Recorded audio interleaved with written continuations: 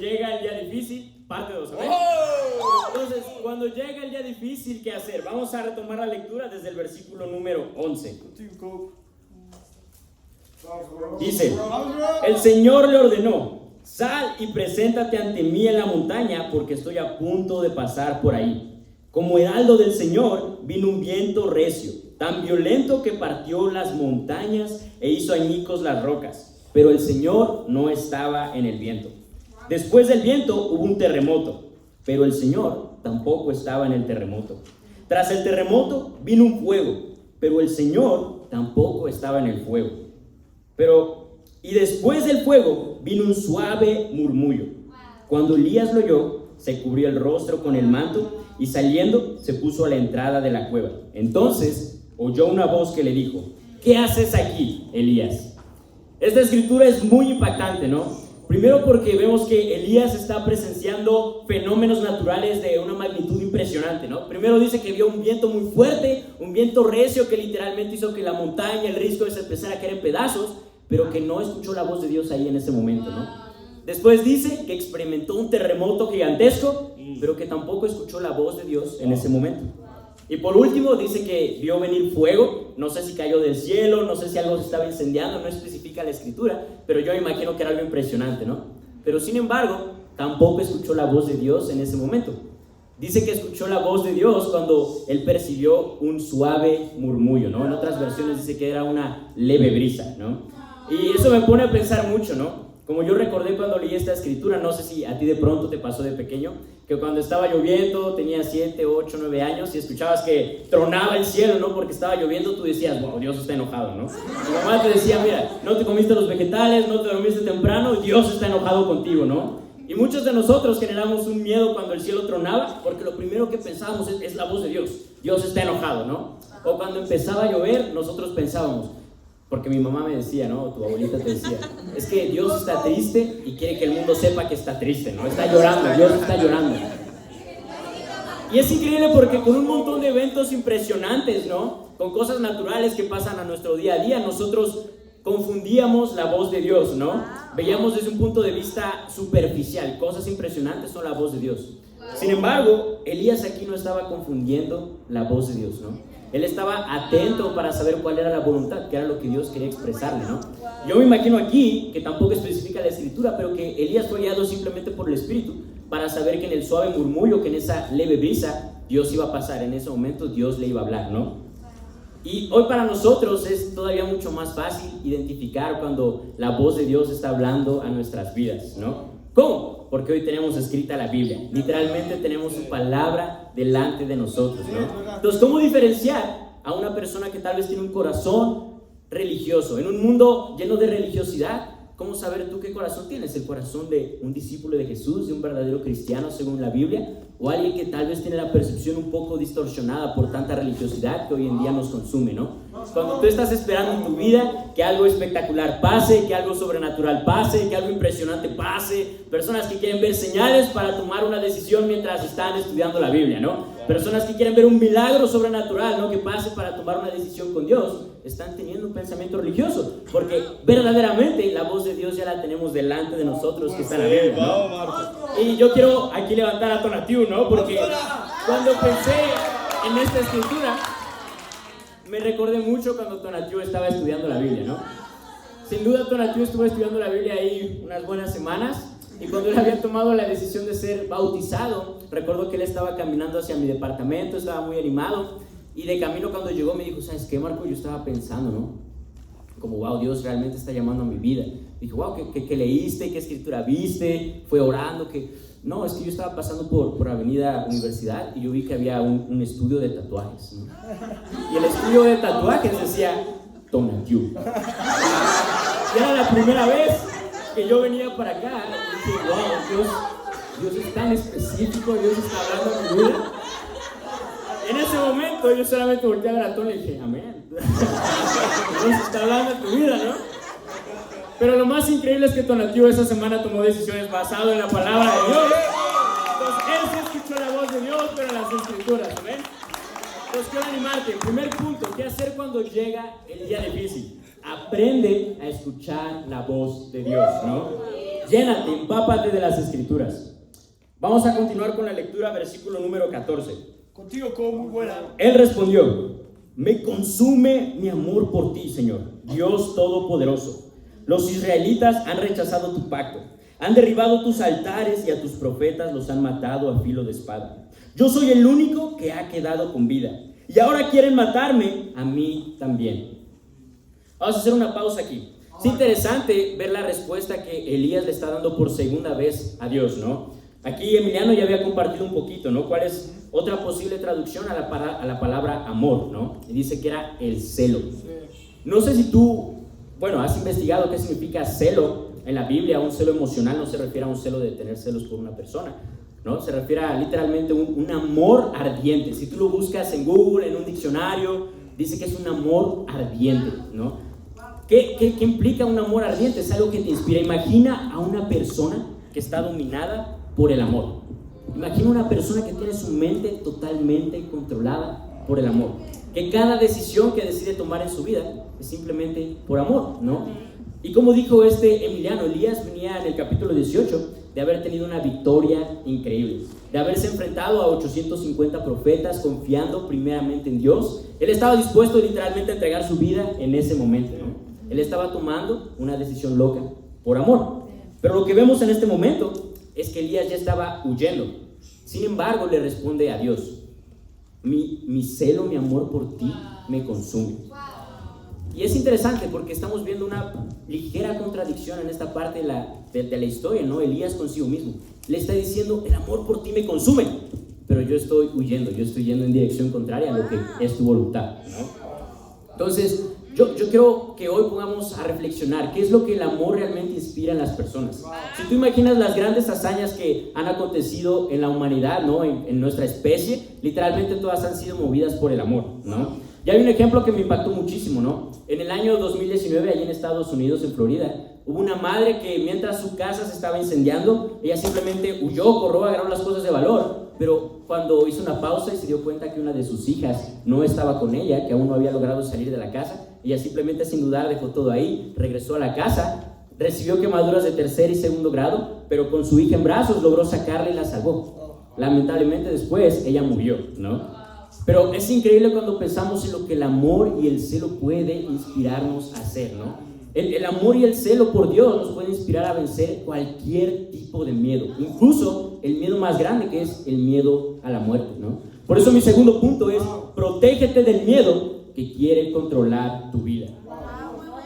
Elías decía estar sintiendo celo, decía estar sintiendo amor, pero simplemente las decisiones que él estaba tomando en ese momento de huir, de correr tras la amenaza de muerte que había recibido, no estaba reflejando verdaderamente ese celo, verdaderamente ese amor. Y yo quiero preguntarte, ¿qué te gustaría a ti hoy que moviera tu corazón? El miedo es algo que nos paraliza, pero el celo, el amor, es algo que protege, que nos lleva a hacer cosas extraordinarias, ¿no? Entonces, llénate de celo, hermano, llénate de celo. Si es la primera vez que tú nos estás visitando, si es la primera vez que vienes a un devocional, yo quiero animarte: llénate de amor por las Escrituras, llénate de amor por Dios, porque eso es lo que te va a dar la valentía para tomar cada desafío, para tomar cada reto, para afrontar los obstáculos que se te pueden poner enfrente. Amén. Vamos a leer versículos del 19 al 21 ahora. La Escritura dice, vamos a retomar desde el 15. El Señor dijo: regresa por el mismo camino y ve al desierto de Damasco. Cuando llegues allá, unge a Jezael como rey de Siria y a Jehú como hijo de Nimsi como rey de Israel. Unge también a Eliseo, hijo de Safat, de Abel Meholá, para que te suceda como profeta. Jehú dará muerte a cualquiera que escape de la espada de Jezael, y Eliseo dará muerte a cualquiera que escape de la espada de Jehú. Sin embargo, yo preservaré a 7,000 israelitas que no se han arrodillado ante Baal ni lo han besado. Y en esta parte de la Escritura también estamos viendo algo impresionante, ¿no? Porque como Emiliano estaba también predicando, ¿no? Elías lo que estaba viendo era que él era el único profeta.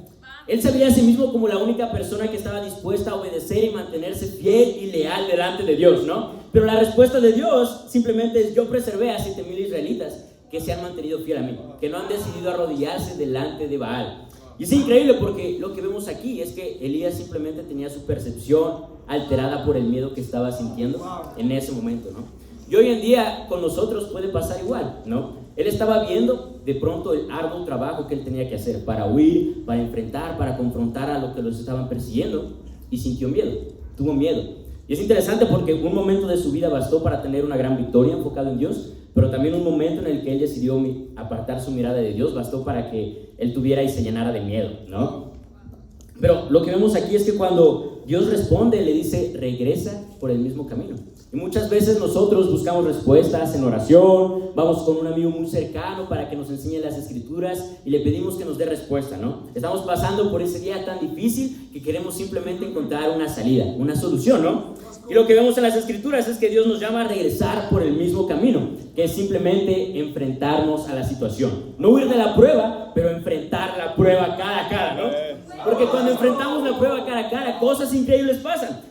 ¿Cuál era el propósito de Dios con Elías, él enfrentar la prueba? Salvar a 7,000 personas, ¿no? Entonces yo quiero animarte. Si has pasado un día en tu campus universitario y te has llenado de miedo porque ves tantas personas y ese miedo empieza a alterar tu percepción y tú empiezas a pensar, no hay nadie abierto en el TEC de Monterrey.